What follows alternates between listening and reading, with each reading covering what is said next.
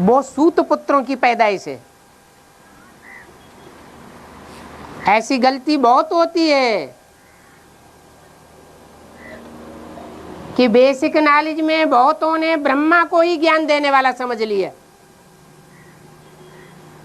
ये बुद्धि में नहीं बैठा कि ब्रह्मा के अंदर ज्ञान देने वाला निराकार शिव है।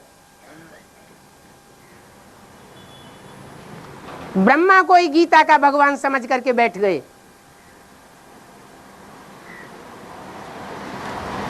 तो वो है भक्ति मार्ग। ऐसे ही राम साकार को भगवान समझ करके जब कुंती बैठ जाती है उपासना करने के लिए,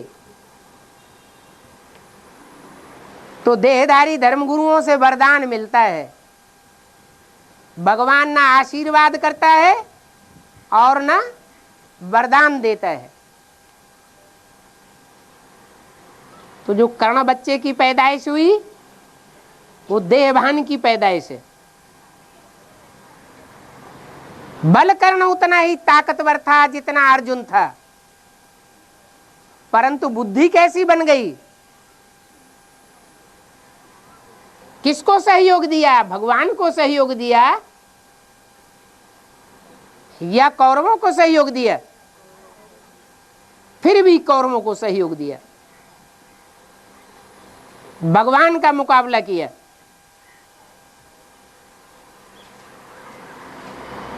सूत पुत्र कहा गया क्योंकि नीचों के द्वारा उसकी पालना हुई। और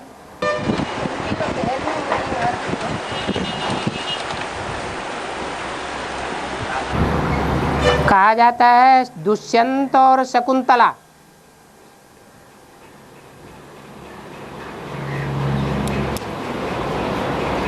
इसलिए कुंत और कुंती शब्द पक्षियों का सूचक है। जैसे कहा जाता है ज्ञान परियां, ज्ञान और योग के पंखों से उड़ने वाली।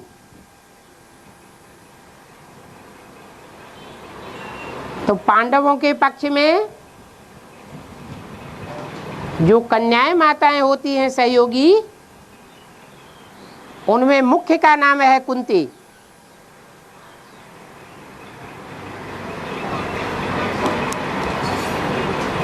ज्ञान योग के पंखों से उड़ने वाला पक्षी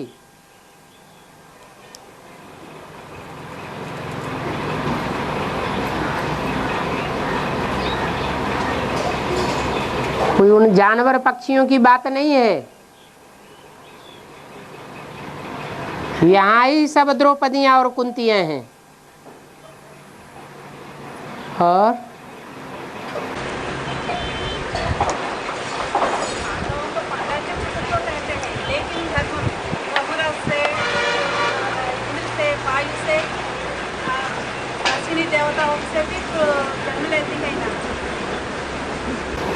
वो तो थे ही देवताएं, वो तो ऑटोमेटिक देवताएं थे ही, उनसे जन्म थोड़े ही लेते हैं। देवताएं होते कहाँ हैं कलयुग में जो पांडवों को जन्म देंगे? कलयुग के अंत में देवताएं होते हैं क्या? होते हैं तो जन्म कहाँ से देंगे? वो स्वयं ही देवात्माएं हैं जो पुरुषार्थ से मनुष्य से देवता बनते हैं। और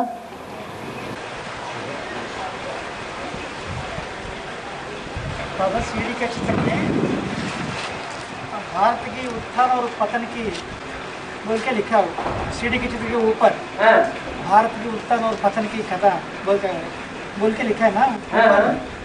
इसमें ये तो संगम युग का शूटिंग में सब 84 जन्मों का शूटिंग होता है। संगम युग में 84 जन्मों का शूटिंग यहाँ होता है। 84 जन्मों की शूटिंग होती है। होता है। ये सब शूटिंग की बातें हैं। फिर भारत की तो उत्थान ही है ना, पतन की तो बात नहीं है ना शूटिंग पीरियड में। जैसे पहाड़ी पर चढ़ते हैं तो कभी तूफान आ जाता है, तो ये जो माया के तूफान जब आते हैं तो ऐसे नहीं कि पहाड़ी पर चढ़ने वाले चढ़ते ही चले जाएंगे, उनको शरण लेनी पड़ती है, नीचे उतर करके कोई शेल्टर लेना पड़ता है। ऐसे ये भी पुरुषार्थ मार्ग के जीवन में ऐसे होता है। माया का जब हमला होता है, माया के तीखे तीखे तूफान आते हैं, तो नीचे उतर करके मोर्चा लेना पड़ता है। उसका मतलब ये नहीं कि हम नीचे उतरते हैं, ऊपर चढ़ने के लिए हम नीचे उतरे हैं। लक्ष्य हमारा नीचे उतरने का नहीं है या नीचे उतर करके भाग जाने का नहीं है।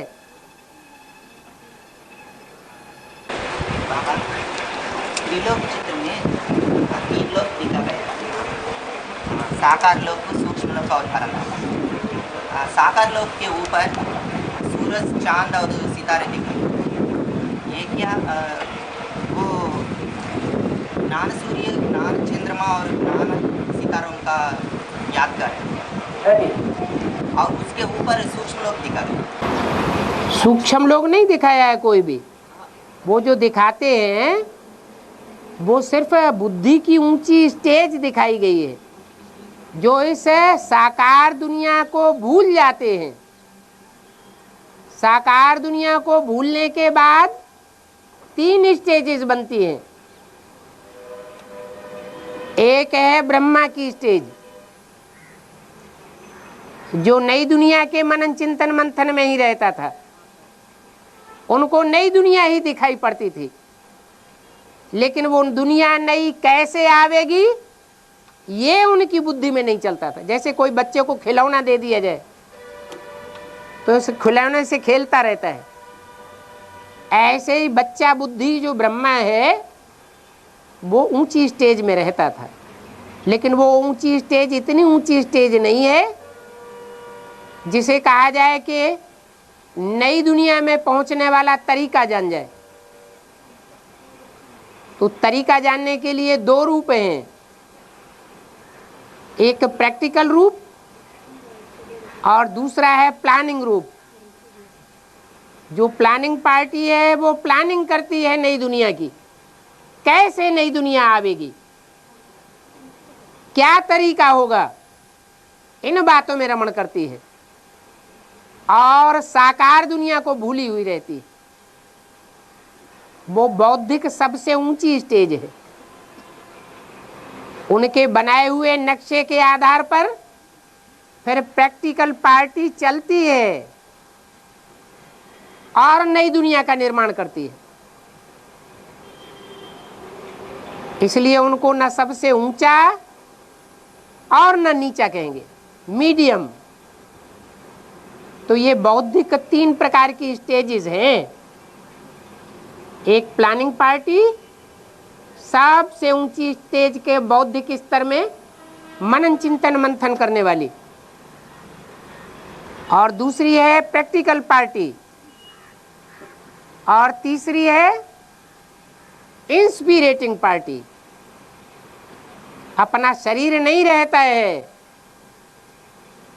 फिर भी प्रैक्टिकल पार्टी और प्लानिंग पार्टी के बच्चों में प्रवेश करके उनको उमंग उत्साह देती रहती है, क्योंकि उनको सूक्ष्म शरीर रहता है। वो एक क्षण में भी कहीं से कहीं जा सकते हैं, आ सकते हैं और सहयोग दे सकते हैं। तो वो सूक्ष्म वतन सिर्फ समझाने के लिए दिखाया गया है 3 पुरियों में, बाकी कोई होता नहीं है। सिर्फ ये दिखाया गया है कि साकार दुनिया से, 5 तत्वों की दुनिया से बुद्धि परे की स्टेज में कैसे रहती है। इसलिए मुरलियों में कई जगह बोल भी दिया है, सूक्ष्म वतन क्या होता है, कुछ भी नहीं।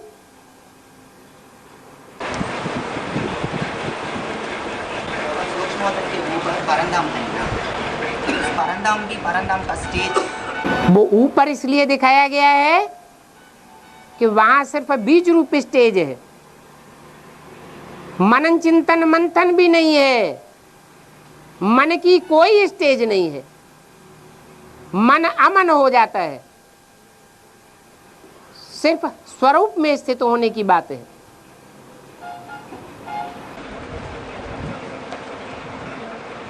बाबा ने बोला परंतम इस सृष्टि पर उतार लेंगे,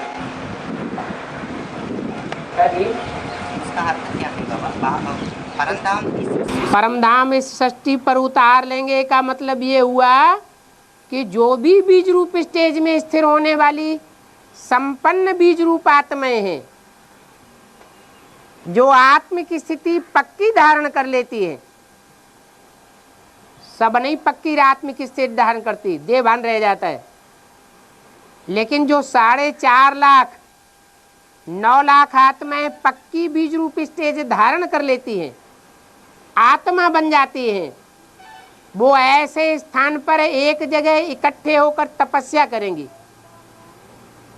बीज रूप स्टेज में रहेंगी और उनके वाइब्रेशन से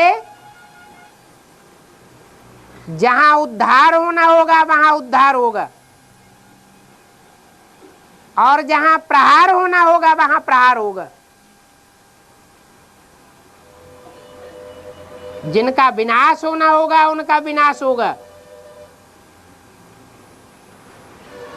और जिनकी स्थापना होनी होगी उनकी स्थापना होगी। वाइब्रेशन सारा कार्य करेगा, हाथ पांव चलाने की कोई बात नहीं, भाग दौड़ करने की बात नहीं रहेगी। आज 70 साल हो गए भाग दौड़ करते करते, वाचा की सेवा करते करते। संसार में कितनी परसेंटेज आत्माएं ऐसी निकली जो भगवान को पहचानने वाली निकली? कहेंगे ना के बराबर। तो ये वाइब्रेशन कैसे फैलेगा दुनिया में? मन को कंट्रोल करने के आधार पर फैलेगा। वाइब्रेशन से ही दुनिया का सारा कार्य होगा। इधर हम संकल्प करेंगे और उधर कार्य होगा।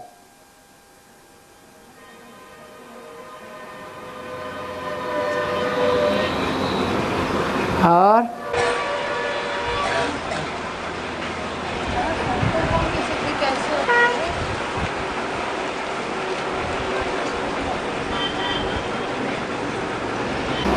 संकल्पों की सिद्धि करने के लिए मनमानी रज रज के बातें की जाएं, जो बातें अच्छी लगती हों, जो लोग अच्छे लगते हों, उनके साथ रात रात भर बातें की जाएं, दिन में सोया जाए,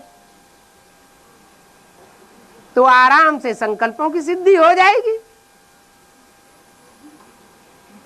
नहीं हो जाएगी? होगी कि नहीं होगी? अरे हाँ ना कुछ तो करो। अगर नहीं हो जाएगी तो फिर इसका उल्टा करो। जैसी श्रीमत पर बाप चलाना चाहता है ऐसे ही हम कर्म करेंगे और बात करेंगे और ऐसा ही संग करेंगे तो जरूर संकल्पों की सिद्धि होगी। श्रीमत के बरखिलाफ आचरण करने से संकल्पों की सिद्धि कभी नहीं होगी।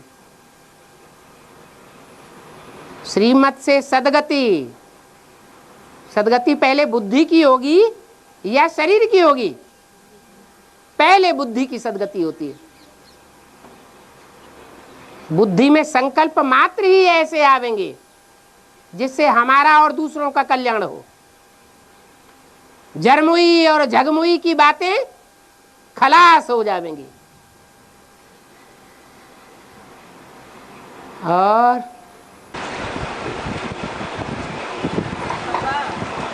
सेवा के साथी, जन्म के साथी, संपन्नता के साथी कहते हैं, तो तीनों अलग अलग है, एक है। बाप आते हैं तो बाप अकेला जन्म लेते हैं या बच्चों के साथ बाप का जन्म होता है? जिन बच्चों के साथ जन्म होता है उन बच्चों में कोई ऐसे बच्चे भी हो सकते हैं जो सेवाधारी ना हो।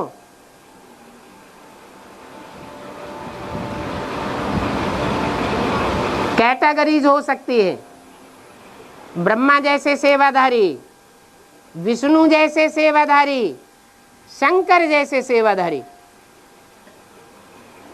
बाकी ऐसे नहीं कि सेवाधारी ना हो। शंकर जैसे 8 सेवाधारी निकलते हैं, बाप समान स्टेज को धारण करने वाले। तो सेवा के भी साथी हैं, जन्म के भी साथी हैं। और 8 साथ ही जन्म लेते हैं। जब 3 प्रत्यक्ष होते हैं तो 3 में पहला पहले आगे आता है। बाप के 3 बच्चे। शिव बाबा पूछते हैं, शिव बाबा को कितने बच्चे? कोई कहते हैं 1 ब्रह्मा बच्चा है, कोई कहते हैं 500 करोड़ हैं। मैं कहता हूं शिव बाबा को 2 बच्चे हैं। ब्रह्मा वो तो विष्णु बन जाते हैं, 1 ही हो गए। बाकी रहा शंकर। तो बड़ा बच्चा कौन हुआ? शंकर बड़ा बच्चा हुआ। बड़ा बच्चा है तो बच्चे भी तो पहले पैदा करेगा कि बाद में पैदा करेगा? अरे बड़ा बच्चा है तो बड़ा बच्चा पहले बच्चे पैदा करेगा ना। तो यज्ञ के आदि में ही वो 8 पैदा हो चुके थे।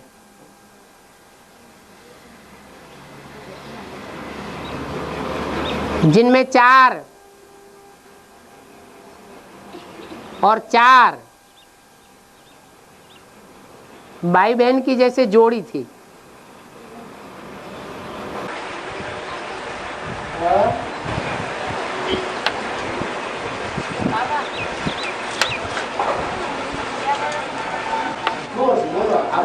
आवाज हो रही है।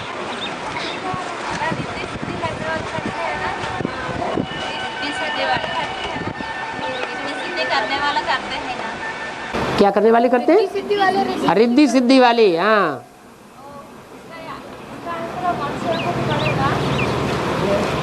मंत्र मांत्रिक होते हैं, तंत्र करते हैं, तंत्र विद्या। हाँ, असर पड़ेगा अल्पकाल का, उतना ही पड़ेगा जितना हमारे पूर्व जन्म के खराब कर्म होंगे। अगर हमारे खराब कर्म खलास हो जाएंगे याद के बल से या भोग के बल से, तो रिद्धि सिद्धि का हमारे ऊपर कोई असर नहीं होगा। ऐसा करने से बहुत पैसा है। मर भी जाते हैं, माना शरीर छोड़ जाते हैं। बहुत से ऐसे वाकया होते हैं जिनमें भूत प्रेत आत्माएं प्रवेश करती हैं और वो प्रवेश करके उनकी जान ही ले लेती है।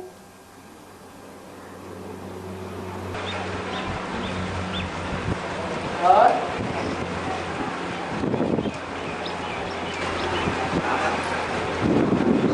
शिव का प्रवेश का माना बुद्धि रूपी प्रवेश का, मन बुद्धि रूपी प्रवेश का।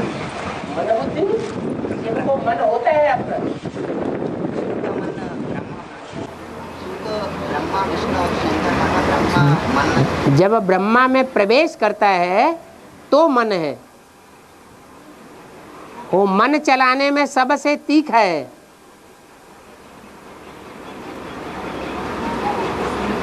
तीखा घोड़ा है। बाकी ऐसे नहीं कहेंगे कि शिव मन चलाता है। शिव तो असोचता है, उससे कुछ मंथन करने की या सोचने करने की दरकार ही नहीं है।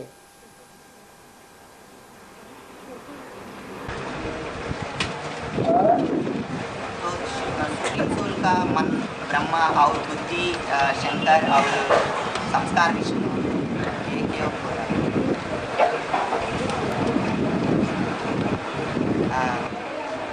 इन 3 मूर्तियों के द्वारा शिव प्रत्यक्ष होता है। शिव और शंकर अलग अलग और एक ही सोल लोका पाठ। मना शिव और शंकर की आत्माएं अलग अलग नहीं है, हैं? अलग अलग या राम और कृष्ण दो ही तो आत्माएं हैं जो नंबरवार ऑलराउंड पार्ट बजाने वाली है। शिव तो ऑलराउंड पार्ट नहीं बजाता, तो जो ऑलराउंड पार्ट बजाने वालों में श्रेष्ठ आत्माएं हैं उनमें शिव का प्रवेश होता है।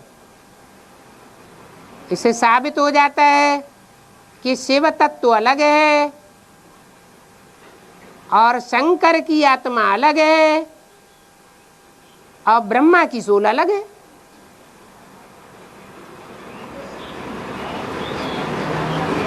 शिव शंकर को एक तो नहीं कर सकते। एक तब कहा जाए जब शंकर याद करते करते बाप समान स्टेज को धारण कर ले। जैसे लौकिक दुनिया में होता है, बच्चा बाप का सहयोगी बनता है, एंड सन्स कोई कंपनी तैयार होती है, कंपनी जोरों से चल पड़ती है और बच्चे के हाथ में कंपनी का सारा तंत्र आ जाता है। बाप वानप्रस्थ होकर के घर में बैठ जाता है। ऐसे ही यहां शूटिंग होती है। सुप्रीम सोल बाप आता ही है आप समान बनाने के लिए। इतने पुरुषार्थी हैं, सब एक जैसे तो नहीं होंगे ना। 500 करोड़ पत्ते हैं, इनमें कोई तो पत्ता ऐसा होगा जो पुरुषार्थ करके पहले पहले बाप समान स्टेज को धारण कर ले।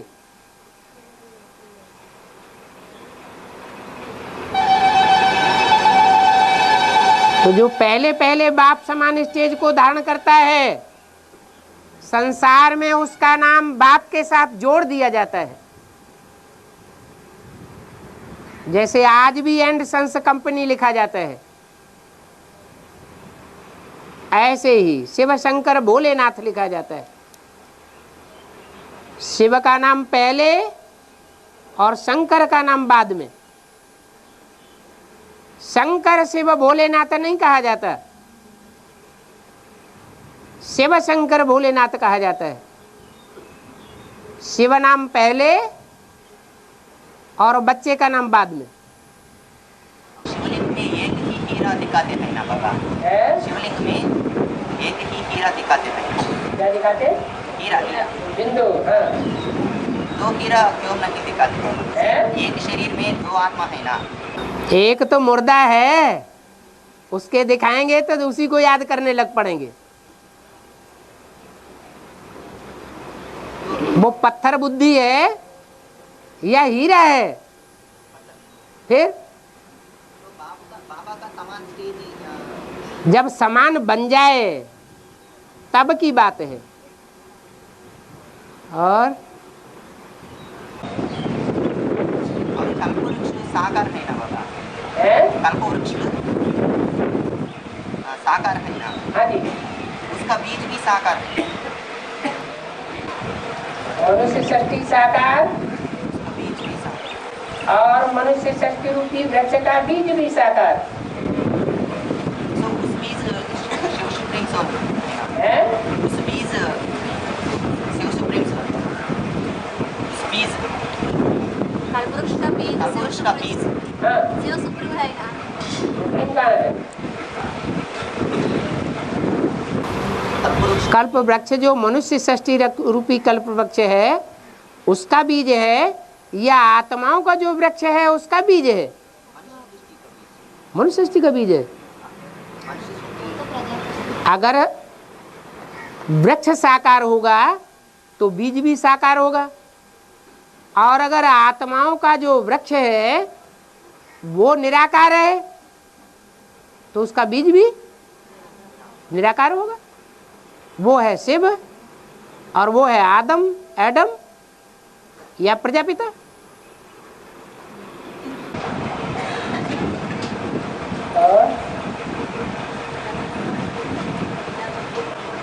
शिवालय में 2 नंदी होते हैं ना बाबा, 2 नंदी, एक शिवलिंग के निकट और एक बाहर में एक और नंदी दिखाते हैं शिवालय में।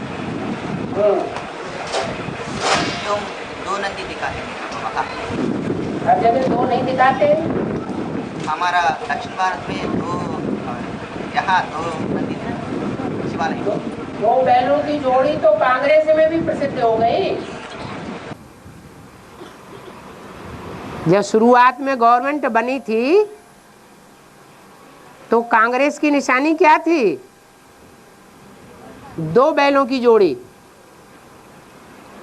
उस समय यज्ञ में भी 2 बैलों की जोड़ी थी। राम और कृष्ण ये दोनों बैल ही हैं। हाँ जी। और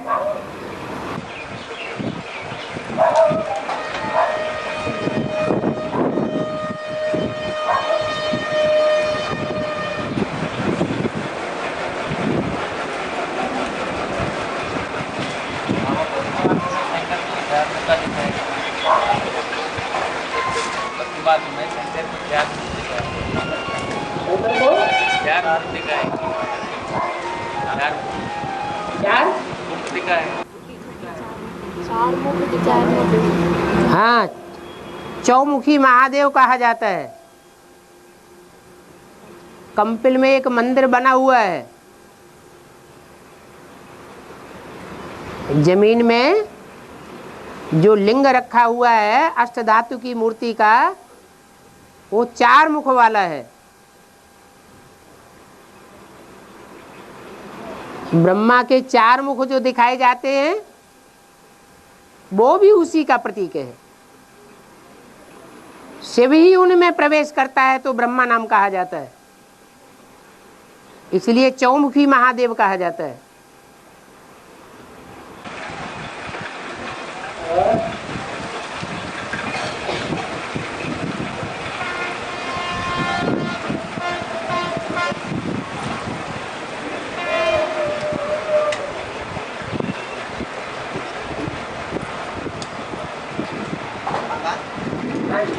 बाबा ने एक मुरली में कहा शिव जनन मरण से न्यारा, और सेकंड नंबर में शंकर भी जनन मरण से न्यारा। शिव जन्म मरण के चक्र में आता ही नहीं 5000 वर्ष, इसलिए जन्म मरण के चक्र से न्यारा। और शंकर शूटिंग पीरियड में बेहद के जन्म मरण चक्कर से न्यारा है। न उसका निश्चय रूपी जन्म होता है और न उसकी अनिश्चय रूपी मृत्यु होती है, इसलिए शंकर को भी जन्म मरण से न्यारा बताई दिया। वो एक ही है जो निश्चय अनिश्चय के चक्र में नहीं आता। साकारी आकारी होते हुए भी मन बुद्धि की स्टेज से एक जगह स्थिर होकर के रहता है।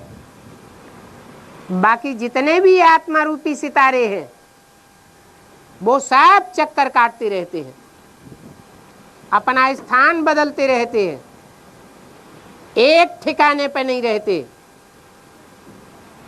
उन्हें ठिकाना नहीं मिलता सदा काल का। हाँ, ये होता है कोई का छोटा चक्कर और कोई का बड़ा चक्कर।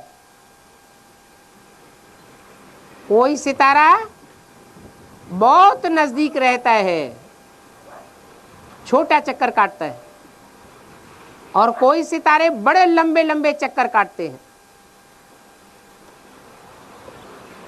ज्यादा ही अनिश्चय के चक्र में आते हैं। इसलिए बोला सबसे ज्यादा चक्र में कौन आता है? सबसे ज्यादा निश्चय अनिश्चय के चक्र में ये ब्रह्मा की सोल आती है।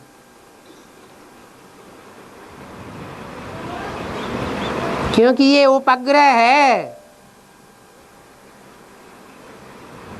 पृथ्वी सूर्य के चक्कर काटती है, और चंद्रमा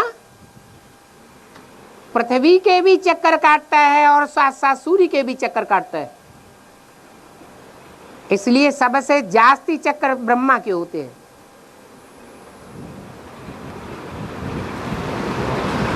और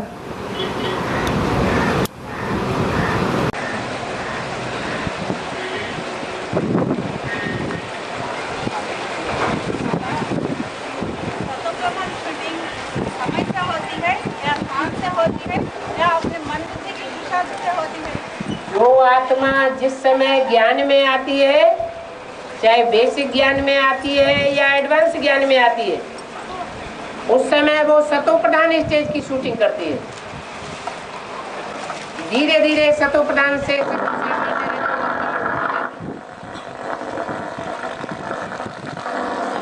औरों के संग का रंग बढ़ता जाता है।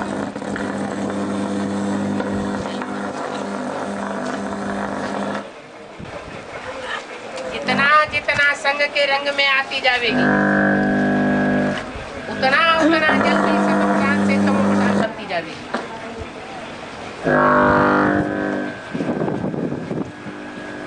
जैसे इब्राहिम का आधार मूर्त जो सतयुग में सेकंड नारायण बनता है, वो संगम युगी शूटिंग में जास्ती से जास्ती आत्माओं के संग के रंग में आता है। क्योंकि इस्लाम धर्म का आधार मूर्त है, इसलिए वो त्रेता का अंत आते आते ज्यादा ही तमो प्रधान बन जाता है और उस पतित आत्मा में अब्राहिम की सोल प्रवेश कर जाती है।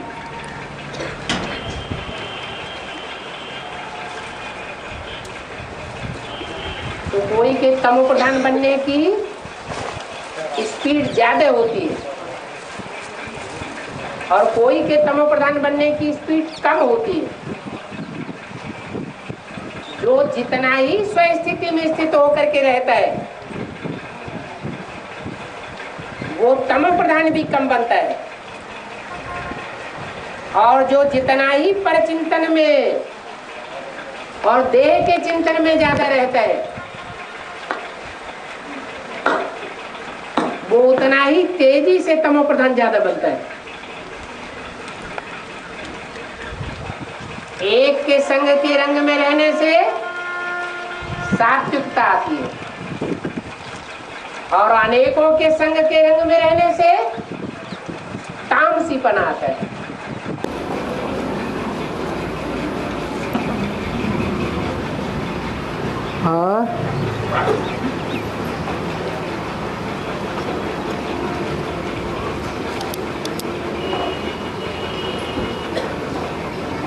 यहाँ ज्योतिर्लिंगम है, वहाँ से आत्मा आती है ज्ञान में, वहाँ आत्मा वहाँ प्रत्यक्ष होती है। ज्योतिर्लिंगम भारत में ज्योतिर्लिंगम है ना, तो यादगार बने हुए वहाँ यादगार बनाया यादगार, वहाँ से आत्मा आती है ज्ञान में। ऐसा कुछ नहीं है कि सेतु बंधु रामेश्वरम दक्षिण भारत में है तो राम की आत्मा वहां से आती होगी।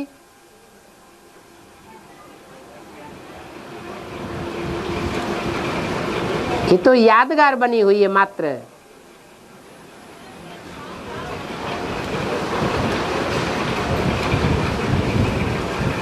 सोमनाथ मंदिर गुजरात में है तो सोमरूपी चंद्रमा गुजरात से आता होगा, ऐसी कोई बात नहीं। आ भी सकता है, न भी आ भी सकता है। हाँ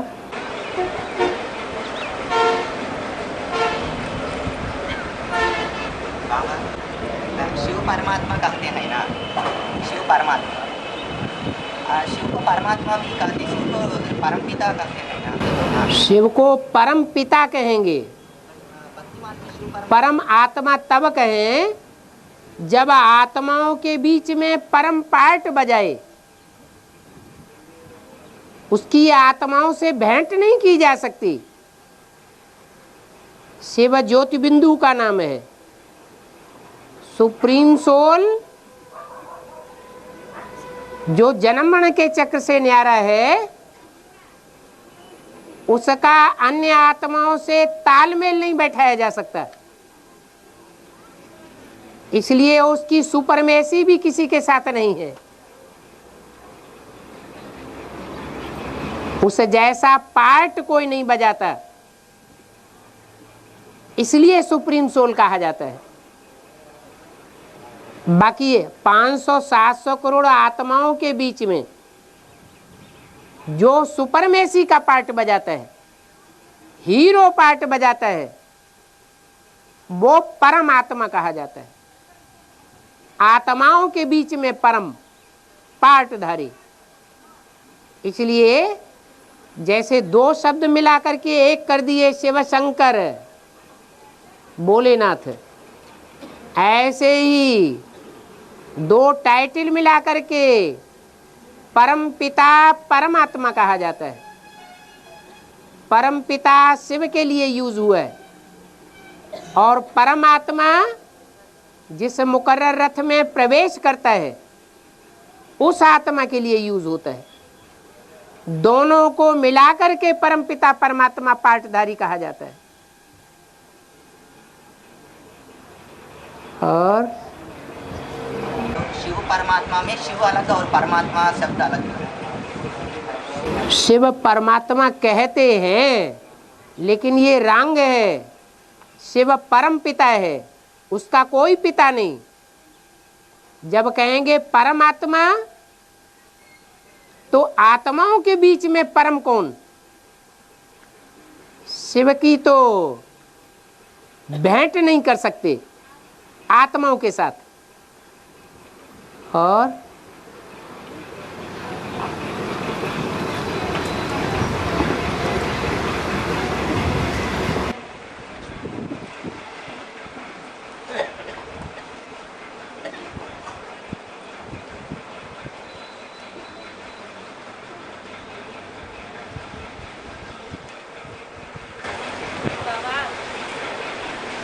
हमने कोई तो ज्ञान दिया तो वो हमारे पीछे आती है, हमसे भी वो उनसे चली जाती है। वो ज्यादा पुरुषार्थ करेगा, आप सोते रहेंगे।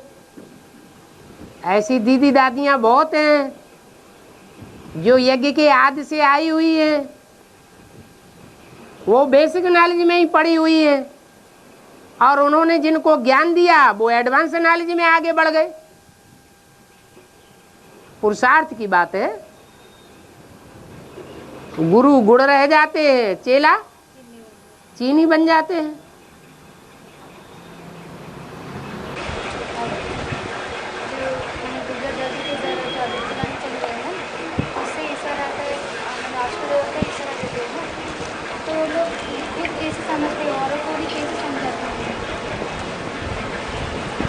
कोई जरूरी है कि हर एक श्लोक, हर एक गीता, हर एक कविता और हर एक गीत उसका अर्थ हर एक की बुद्धि में आ जाए?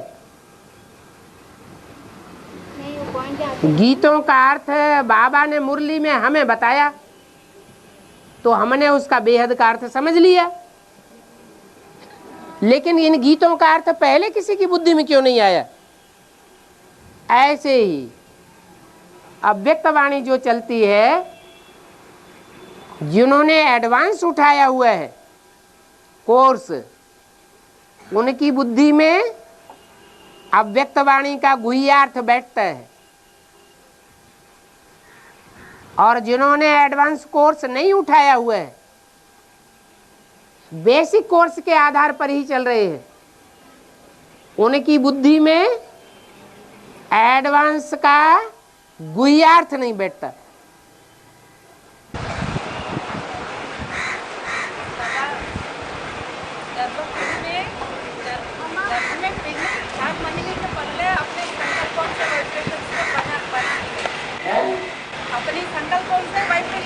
अपने संस्कारों, अपने संकल्पों, अपने वाइब्रेशन के, वायुमंडल के आधार पर उसका गर्भपिंड तैयार हो जाता है।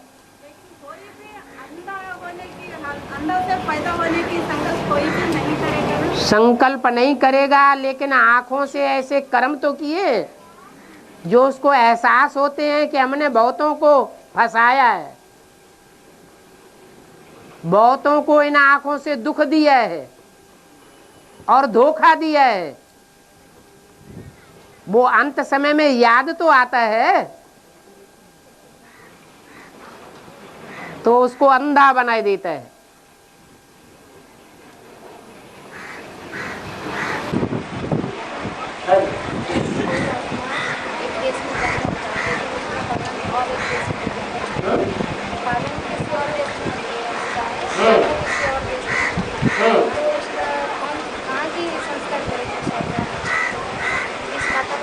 जन्म हुआ वो पूर्व जन्मों के कर्मों के आधार पर जन्म हुआ,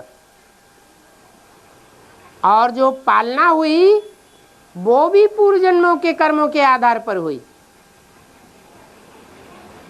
जैसे कृष्ण के लिए कहते हैं कि जन्म एक जगह हुआ, एक माँ बाप से हुआ, और वो माँ बाप पालना नहीं कर सके। पालना करने के लिए यशोदा और नंद निमित्त बने। ऐसे बहुत सी आत्माएं होती हैं, उनके कर्म ही ऐसे हैं कि अपने बच्चों को जन्म दे करके उनकी पालना नहीं ले सकते, पालना करने के निमित्त नहीं बन सकते, सिर्फ जन्म देने तक का उनका हिसाब किताब है। जैसे कि कोई आत्मा जन्म लेती है माँ बाप से और शरीर छोड़ देती है, तो जन्म लेने की खुशी खुशी तक सीमित है, बाकी जन्म देने के बाद फिर दुख पैदा हो जाता है। तो सब पूर्व जन्मों के हिसाब किताब से होता है। तो फिर दुनिया में कोई बुरा है ही नहीं। हैं? तो फिर दुनिया में कोई बुरा है ही नहीं। बुरा है ही नहीं। देह बुरी होती है कि आत्मा बुरी होती है? आत्मा पूर्व जन्म के हिसाब से बनती है, वो कर्म भोग भोगती है, या देह के हिसाब से भोगती है? देह का हिसाब किताब भी आत्मा के पूर्व जन्मों के हिसाब से बनता है। अच्छा बुरा आत्मा नहीं होती है। देह के रूप में देखेंगे तो कोई अच्छा बुरा नहीं, आत्मा के रूप में देखेंगे तो आत्मा में अलग अलग प्रकार का रिकॉर्ड भरा हुआ है। कोई ने अच्छे कर्म किए हैं, कोई ने खराब कर्म किए हैं।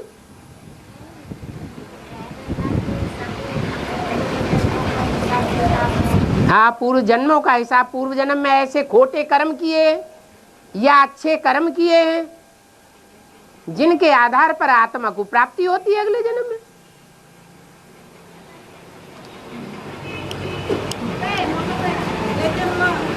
जन्म लेते तो गर्भ में पाप समाप्त होती है ना? हैं?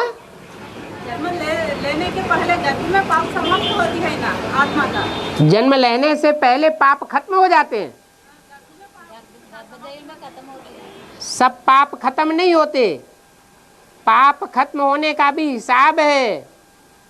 जो कर्म बहुत तीव्र गति से किए जाते हैं उनका हिसाब किताब जल्दी पूरा हो जाता है, और जो कर्म बहुत धीमी गति से किए जाते हैं उनका हिसाब किताब कई जन्मों के बाद पूरा होता है। जैसे हम कोई तीखा संकल्प करें और तीखा पुरुषार्थ करें तो इसी जन्म में हम परीक्षा पास कर लेते हैं, और थोड़ी थोड़ी करके पढ़ाई पढ़ें, ज्यादा तीव्र इच्छा न रखें तो कई साल लग जाते हैं पास होने में। ऐसे ही कर्मों की गुह्य गति है। ये पुरुषार्थ के तीव्रता के आधार पर है, संकल्प की तीव्रता के आधार पर है।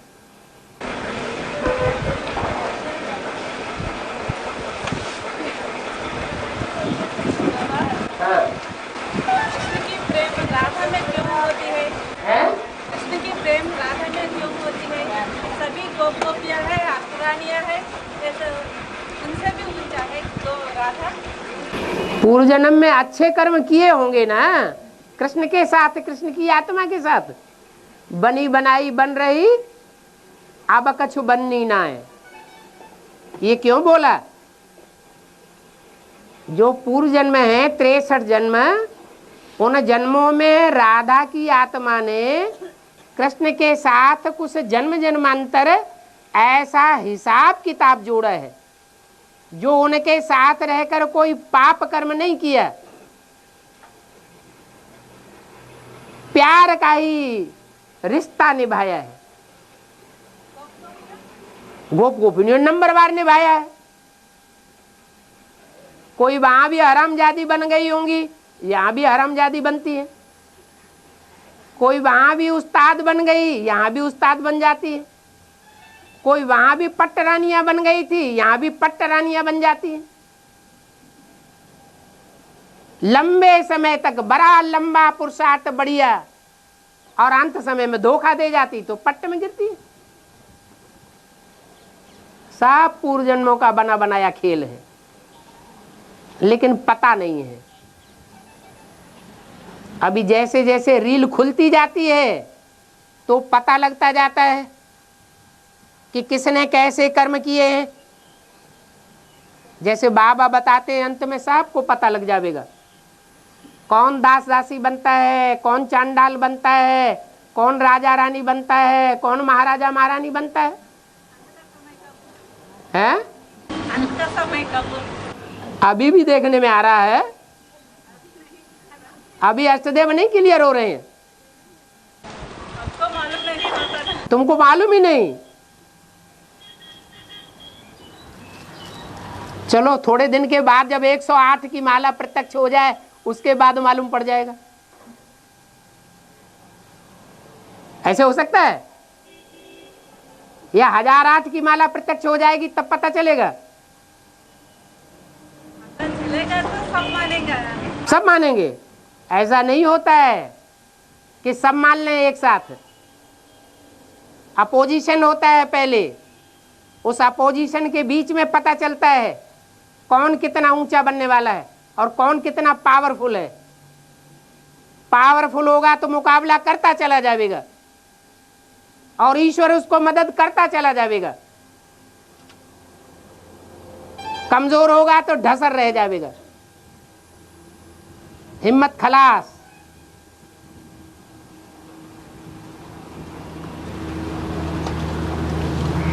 और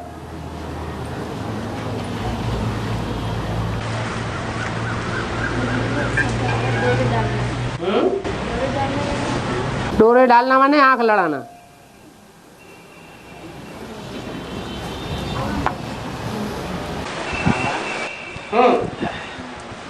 सूक्ष्म लोक, स्थूल लोक और परंधाम, 3 लोक यहाँ ही हैं।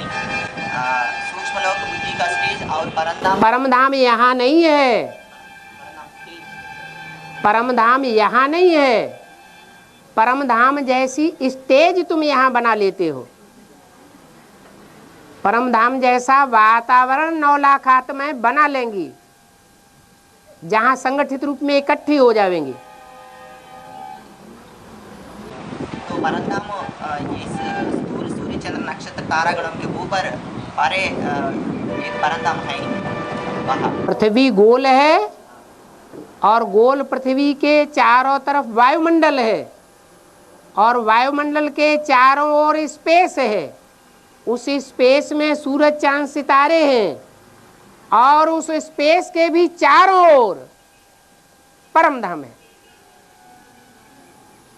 परमधाम ऐसी आत्मिक स्टेज का धाम है जहां जड़त्वमयी आत्माएं पृथ्वी के नजदीक नजदीक हैं और जितनी ही चैतन्य आत्माएं हैं उतनी ही पृथ्वी से दूर दूर है।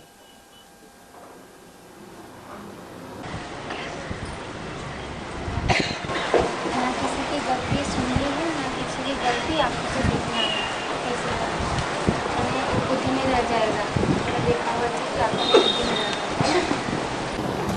लेकिन कभी ऐसा होता है आंखों के सामने कि हम देखना नहीं चाहते हैं किसी के पाप कर्म को, लेकिन अचानक दिखाई पड़ जाता है, तब क्या करेंगे? तो रास्ता नहीं बताया है। उस आत्मा को बोलने का भी ये नहीं है। उस किसी आत्मा को हम रास्ता क्यों दिखाएं? हमारे रास्ता दिखाने से कोई ने माना कभी? बाप को उठा के दे दे। जो हमने देखा, जो हमने सुना, वो सारा हम अपने ऊपर बोझ क्यों रखे हैं? उठा करके बाप को दे दे, हमारा बोझा खत्म।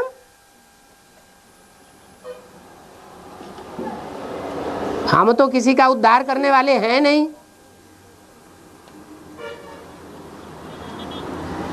सबको सुधारने वाला तो एक ही है, बाकी तो सबको नीचे गिराने वाले हैं। हो गया।